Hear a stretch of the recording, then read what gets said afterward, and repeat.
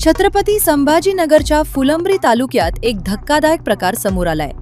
पत्नी सोडून गेल्याच्या रागातून पोफळा गावातील एका तरुणाने भर रस्त्यात स्वतःची दुचाकी पेटवून दिली।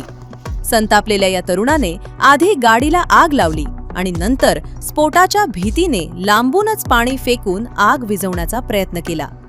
घटनेवेळी तो रस्त्यावरून जाणाऱ्यांना आपली आपबीती सांगत होता। या घटनेमुळे परिसरात काही काळ तणावाचे वातावरण निर्माण झाले होते। फुलंब्री पोलीस ठाण्याच्या हद्दीत घडलेल्या या प्रकाराची आता संपूर्ण जिल्ह्यात चर्चा सुरू आहे।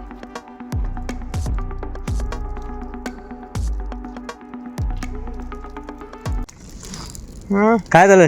बाया पळून गेली। कोणाची? याची घोटाळा केला होता। तुमची गाडी का? तुमची गाडी आहे? आणि गाडी कोण जाळली मग?